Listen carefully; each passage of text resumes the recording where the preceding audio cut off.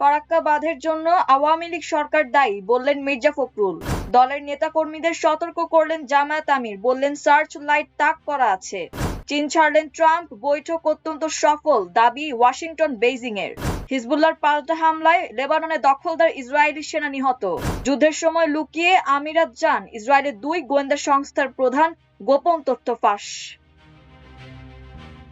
বিএনপির মহাসচিব ও স্থানীয় সরকার মন্ত্রী মির্জা ফখরুল ইসলাম আলমগীর বলেছেন, ফারাক্কা বাঁধের কারণে পানির ন্যায্য হিস্যা থেকে বঞ্চিত বাংলাদেশ। এর জন্য তৎকালীন আওয়ামী সরকার দায়ী। ফারাক্কা দিবসের তাৎপর্য এখনো অত্যন্ত প্রাসঙ্গিক। 16 মে ফারাক্কা দিবস উপলক্ষে আজ শুক্রবার গণমাধ্যমে পাঠানো এক বিবৃতিতে মির্জা ফখরুল এসব কথা বলেন। বিএনপির মহাসচিব বলেন, আজ থেকে 49 বছর আগে মজলুম জননেতা মৌলানা আব্দুল হামিদ খান ভাসানীর ডাকে লাখো জনতা গঙ্গা নদীর পানি আন্তর্জাতিক আইন অনুযায়ী ন্যায্য হিস্যা আদায়ের সংগ্রামে ফারাক্কা অভিমুখে ঐতিহাসিক মিছিল লং মার্চে অংশ নেয়। ভারতে গঙ্গা নদীর ফারাক্কা পয়েন্টে বাঁধ নির্মাণ করে অভিন্ন নদীর পানি একতরফা প্রত্যাহার শুরু করা হয়। এতে করে বাংলাদেশের উত্তর পশ্চিমাঞ্চল প্রায় মরুভূমিতে পরিণত হয়েছে। সে এলাকায় পানির সহ নানাবিধ প্রাকৃতিক ভারসাম্যহীনতা তীব্র আকার ধারণ করেছে। বিএনপির মহাসচিব বলেন, জীববৈচিত্র্য ও পরিবেশগত মানকে বিবেচনা না করে তৎকালীন আওয়ামী লীগ সরকার জনগণের মতামতকে অগ্রাহ্য করে ভারতকে কয়েকদিনের জন্য পরীক্ষামূলকভাবে ফারাক্কা বাঁধ চালুর অনুমতি দেয়। কিন্তু সেই বাঁধ অব্যাহতভাবে এখনো পর্যন্ত চালু থাকায় সেটি এখন মরণ ফাঁদে পরিণত হয়েছে। তৎকালীন আওয়ামী সরকারের কারণে এদেশের জনগণ পানির ন্যায্য হিস্যা থেকে বঞ্চিত। স্থানীয় সরকার মন্ত্রী বলেন, এই বঞ্চনা ও দেশের প্রাকৃতিক বিপর্যয়ে জনদুর্দশার আশঙ্কায় মজলুম জননেতা মৌলানা ভাসানী জনগণকে সঙ্গে নিয়ে ফারাক্কা অভিমুখে ঐতিহাসিক মিছিল করে ভারত সরকারের বিরুদ্ধে প্রতিবাদ করেন এবং বিষয়টি বিশ্ব সম্প্রদায়ের নজরে আনেন। তখন থেকে ব্যাপক মানব বিপর্যয় সৃষ্টিকারী ফারাক্কা বাঁধের বিষয়টি আন্তর্জাতিক পরিমণ্ডলে ব্যাপকভাবে আলোচিত হতে থাকে। বাংলাদেশ জামায়াত ইসলামের আমির ও বিরোধী দলীয় নেতা ডক্টর শফিকুর রহমান দলীয় নেতাকর্মীদের উপর নজরদারির বিষয়ে উদ্বেগ প্রকাশ করে বলেছেন, নেতাকর্মীদের উপর 2টি সার্চ লাইট তাক করা আছে, একটু দাগ লাগলে খবর আছে।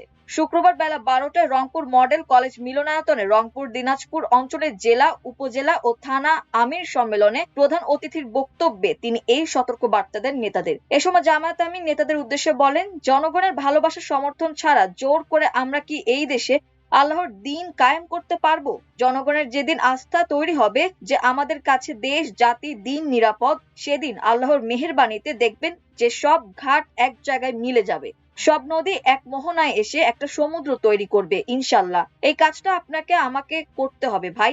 আমাদের লেনদেন, আচার আচরণ আগের চেয়ে অনেক সতর্ক হতে হবে। জামায়াত আমির আরো বলেন, মনে রাখবেন এর আগে কখনো আপনারা ক্ষমতার প্রতিদ্বন্দ্বী হবেন এটা কেউ মনে করতো না। মনে করতো একটা ইফেক্টিভ দল হিসেবে এরা বেঁচে থাকবে এতটুকু। এখন অনেকে মনে করে আপনারা হবেন ক্ষমতার প্রতিদ্বন্দ্বী, কাজেই আপনাদের প্রত্যেককে সার্চ লাইট দিয়ে দেখা হবে। আপনাদের শরীরের একটা লোমকূপও সার্চ লাইটের বাইরে থাকবে না। নেতাদের উদ্দেশ্যে জামায়াত আমির সতর্ক বার্তা দিয়ে বলেন, 2টা সার্চ লাইট আপনাদের দিকে এখন তাক করা আছে, একটা আল্লাহ তাআলার আর একটা জনগণের। এই দুইটাকেই সম্মান সমীহ করতে হবে। সাদা কাপড় যারা পরে তারা খুবই সতর্ক থাকে যে যেন কোনো দাগ না লাগে, কিন্তু অল্প দাগ লাগলেও ভাসে বেশি, দৃশ্যমান হয় বেশি। আপনার সাদা কাপড়, দাগ লাগলে খবর আছে কিন্তু।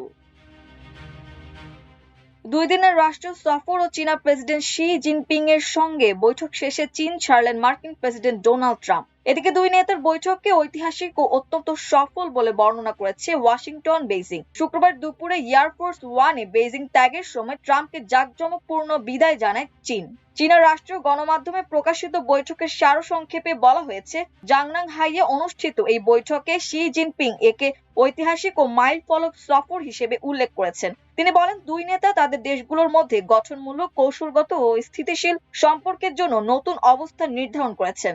বৈঠকে শি জিনপিং বলেন, প্রেসিডেন্ট ট্রাম্প যুক্তরাষ্ট্রকে আবার মহান করতে চান, আর আমি চীনা জনগণকে নেতৃত্ব দিয়ে চীনা জাতির মহান পুনর্জাগরণ বাস্তবায়নে প্রতিশ্রুতিবদ্ধ।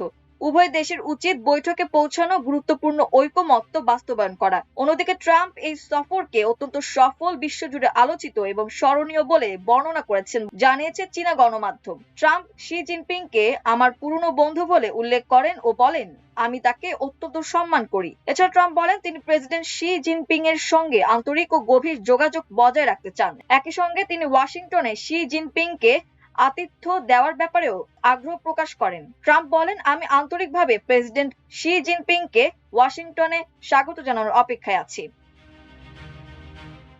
লেবাননের দক্ষিণাঞ্চলের সশস্ত্র গোষ্ঠী হিজবুল্লাহর গোলার আঘাতে স্টাফ সার্জেন্ট নেভেক দাগান নামে এক ইসরায়েলি সেনা নিহত হয়েছেন। বৃহস্পতিবার রাতে তার মৃত্যু হয়। দ্য টাইমস অব ইসরায়েলের এক প্রতিবেদনে বলা হয়, গোলানি ব্রিগেডের 12 নং ব্যাটালিয়নে কর্মরত ছিলেন এ দখলদার। তিনি দেকেল নামে একটি এলাকার বাসিন্দা ছিলেন। এর আগে এপ্রিল মাসে মাঝামাঝি সময়ে যুক্তরাষ্ট্রের মধ্যস্থতায় ইসরায়েল ও লেবাননের মধ্যে যুদ্ধবিরতি হয়, তবে হামলা পুরোপুরি বন্ধ হয়নি।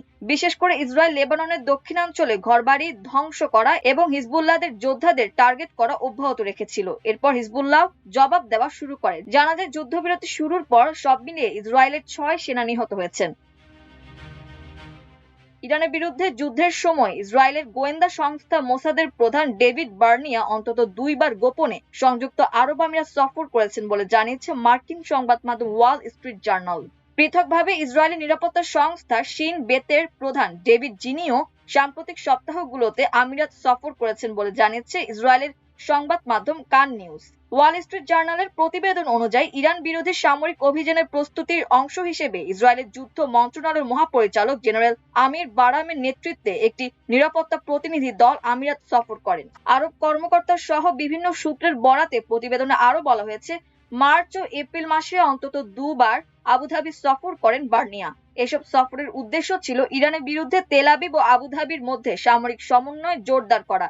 এদিকে প্রেস টিভির তথ্যানুসারে ইসরায়েলি সংবাদ মাধ্যম কান নিউজ 13 মে জানিয়েছে, ইসরায়েলি নিরাপত্তা সংস্থা শিন বেতের প্রধান ডেভিড জিনিও সাম্প্রতিক সপ্তাহগুলোতে আমিরাত সফর করেছেন। এর আগে WSJ আরেক প্রতিবেদনে দাবি করেছিল, ইরানের বিরুদ্ধে সংযুক্ত আরব আমিরাত একাধিক গোপন হামলা চালিয়েছে। প্রতিবেদন অনুযায়ী, এপ্রিলের শুরুতে তেহরান ও ওয়াশিংটনের মধ্যে যুদ্ধবিরতির ঘোষণা আসার কয়েক ঘন্টার মধ্যে ইরানের লাভান দ্বীপের একটি তেল শোধনাগারে হামলা চালায় আমিরাত। গত মাসে প্রকাশিত আরেক প্রতিবেদনে বলা হয়, ফেব্রুয়ারির শেষ দিকে ইরানের বিরুদ্ধে যুক্তরাষ্ট্র ও ইসরায়েলের অভিযানের পর তেল আবিব আবুধাবিকে একটি আকাশ প্রতিরক্ষা ব্যবস্থা আয়রন ডোম পাঠায়। শুধু তাই নয়, সেটি পরিচালনার জন্য সেনাও মোতায়েন করা হয়। মার্কিন সংবাদ মাধ্যম অ্যাক্সিওসে প্রকাশিত এই প্রতিবেদনে 2 ইসরায়েলি কর্মকর্তার বরাতে বলা হয়, ইরানের পাল্টা ক্ষেপণাস্ত্র ও ড্রোন হামলার পর জরুরি সহায়তা চেয়ে মিত্রদের সঙ্গে যোগাযোগ করে আবুধাবি। ইরানি কর্তৃপক্ষ বারবার অভিযোগ করেছে, সংযুক্ত আরব আমিরাত তাদের ভূখণ্ডে মার্কিন ও ইসরায়েলি বাহিনীকে অবস্থানের সুযোগ দিয়ে ইরানি ব্যক্তি ও স্থাপনা সম্পর্কিত গোয়েন্দা তথ্য সরবরাহ করে এবং মার্কিন হামলার জন্য ঘাঁটি ব্যবহারের সুযোগ দিয়ে আগ্রাসনের সক্রিয় ভূমিকা পালন করছে। মাল্টিমিডিয়া ডেস্ক, আমার দেশ।